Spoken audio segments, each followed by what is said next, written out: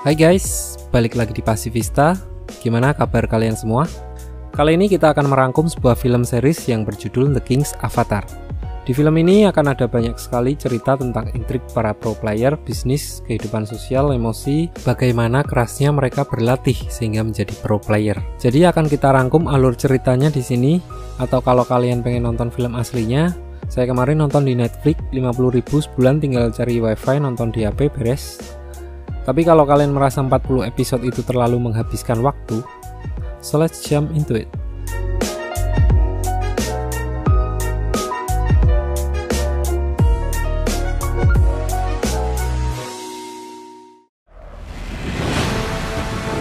Cerita dimulai dengan turnamen sebuah game yang sedang naik daun selama beberapa tahun terakhir di Cina, yang berjudul Glory. Bukan Vainglory, nggak pakai Vain, MMORPG untuk yang pernah main game Lineage, Black Desert, kayak gitu-gitulah. Dari beberapa tim e-sport yang berpartisipasi adalah Excellent Era yang seragamnya merah kayak Ultraman, Blue Rain yang biru, Tiny Herb yang hijau-hijau kayak rumput tetangga, dan Tyranny. Dua tim yang sedang bertanding adalah Excellent Era melawan Tiny Herbs. Masing-masing tim terdiri dari 6 player, 5 pemain utama dan 1 untuk cadangan. Dan perkenalkan karakter utama kita yaitu Ye-Kyu, sang kapten dari Excellent Era yang mengantar mereka menjadi juara selama 3 tahun berturut-turut. Di setiap pertandingan, dia selalu menggunakan masker agar mematuhi protokol kesehatan. Dia menggunakan masker agar identitas dirinya tidak diketahui publik dan menyelamatkan dirinya dari sesumbar. Tidak berselang lama, pertandingan pun dimulai.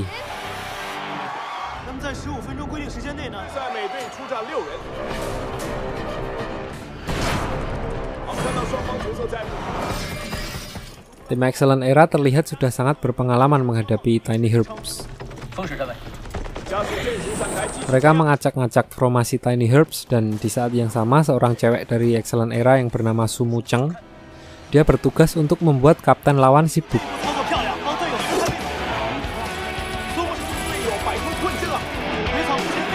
Merasa tertekan, tim Tiny Herbs menggunakan taktiknya. Mereka sengaja melarikan diri dan meninggalkan healer di belakang.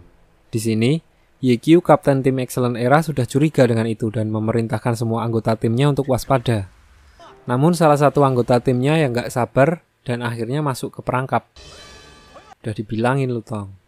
Tentu saja anggota Excellent Era yang gak sabaran tadi langsung dikeroyok sama Tiny Herbs.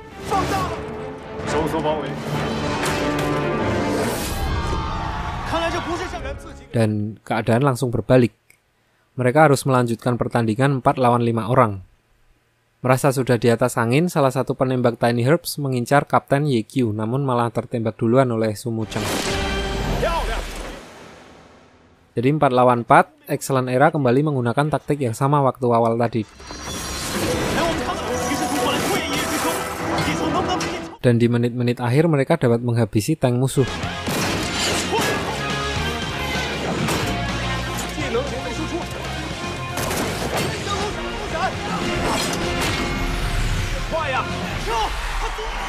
So, mereka menang dengan skor 4-3.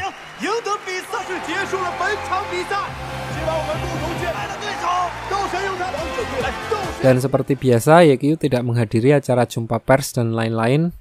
Namun ternyata bukan hanya kemampuan saja yang dibutuhkan dalam bisnis e-sport. Di sini, komisaris utama tidak menyukai kebiasaan Ye-Kyu karena tidak mau tampil di depan publik, yang menyebabkan mereka tidak mendapatkan keuntungan dalam hal finansial. Untuk yang belum paham, komisaris di sini adalah yang punya modal atau investor. So, dia menyuruh Tao, direktur dari tim tersebut, untuk mengganti Ye-Kyu dengan seseorang yang lebih mencolok. So, Ye-Kyu dikenalkan dengan calon penggantinya yang bernama Sun Xiang. Dia adalah seorang rising star, jadi sangat berbakat namun belum begitu berpengalaman. Masih pemula, jadi masih suka pamer ya kan, padi semakin berisi semakin menunduk. Awalnya mereka menyuruh Ye-Kyu untuk mengajarinya dan menggantikannya menjadi kapten tim kelak. Namun karena pandangan pertama udah nggak enak, Ye-Kyu memutuskan untuk putus kontrak dan pensiun saat itu juga. Dia juga memberikan akun game yang telah dia rawat selama 10 tahun. Agak berat juga ngasihnya. Di sini saya sempat sangat emosi melihat itu dan rasa-rasanya jadi pengen ngambil pinjaman di bank.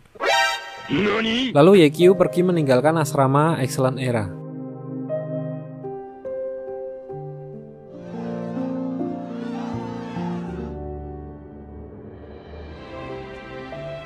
Karena merasa nggak punya tujuan, dia pergi ke sebuah swalayan dan nggak sengaja bertemu dengan Sumuceng. Sumuceng apa Sumuceng sini? Cakep-cakep kok, cang. Di sini mereka sempat berbelanja bersama dan saat akan balik ke asrama, Yekyu tidak ikut masuk ke dalam. Dia bilang ke Sumuceng kalau dia mengundurkan diri dan Sumuceng sempat ingin pergi juga bersama dengan Yekyu. Namun Yekyu bilang, "Hup, stop." Kayak tukang parkir anjir, hup. Di sini Yekyu bilang ke Sumuceng untuk meneruskan perjalanan mereka, namun kali ini mereka harus berjalan sendiri-sendiri. Sedih, Cok. Untuk kalian ketahui, Yekyu dan Sumuceng ini adalah sahabat dari kecil dan ada satu orang lagi, Sumukyo. Sumukyu, kakaknya Sumuceng. Mereka memulai bermain Glory 10 tahun yang lalu. Mereka bertiga bisa dikatakan founding father-nya Excellent Era waktu itu, salah satu tim yang tertua. Lalu, secara kebetulan, di warnet mereka bertemu dengan Tao yang sekarang menjadi manajer mereka. Balik ke cerita, karena Yekyu nggak punya tujuan, iseng-iseng dia mampir ke sebuah warnet di dekat asramanya tadi. Dia membuat sebuah akun game baru yang diberi nama Lord Grim.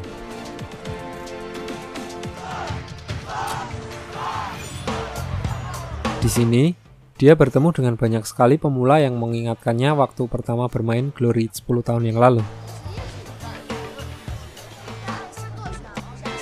Di dalam game, Yekyu mengambil senjata milik Sumukyu, kakaknya Sumuceng.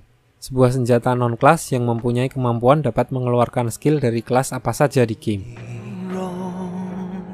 Namun penggunanya harus menjadi non-kelas. Jadi gini, di dalam game setelah mencapai level 20, para player bisa mengupgrade jobnya ke kelas-kelas seperti assassin atau archer atau warrior gitu-gitu untuk mengambil jurus spesialis mereka.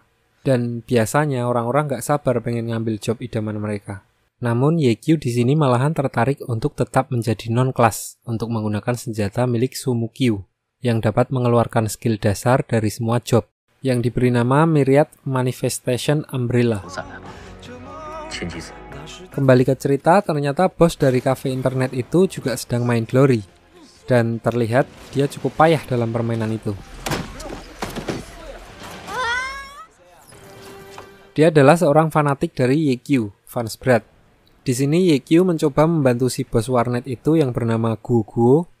Namun Guguo tidak menyadari kalau yang membantunya itu adalah Yekyu, pemain idolanya, karena waktu di panggung Yekyu selalu menggunakan masker, taat protokol.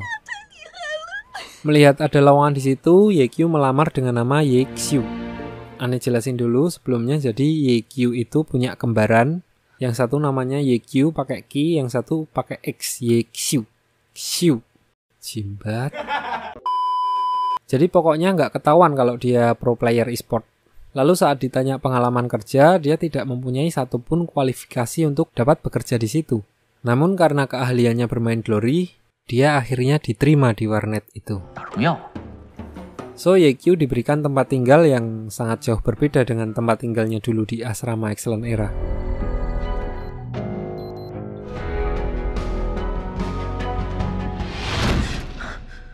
Paginya, Yekyu langsung mulai bekerja. Namun, dalam setiap hal yang dilakukannya, dia malah membuat masalah semakin besar dan berakhir dia harus kerja tanpa mendapatkan gaji di sana. Di sisi lain, seorang wartawan yang juga sangat fanatik terhadap Yekyu bersikeras untuk mendapatkan informasi kenapa Yekyu meninggalkan Excellent Era, tim yang telah ia bangun selama 10 tahun. Namun, karena tidak diperbolehkan masuk oleh para satpam, dia mampir ke warnet Happy yang berada di seberang jalan untuk bermain Glory. Dan secara kebetulan, dia bertemu dengan Lord Grim di dalam game dan bersama-sama berniat akan mengalahkan bos. Namun, karena pengalaman Yekyu, di sini dia dapat melihat niat buruk wartawan tersebut yang ingin mendapatkan harta rampasan untuknya sendiri. So, Yekyu memutuskan untuk tidak melakukan apa-apa sampai semua anggota timnya mati.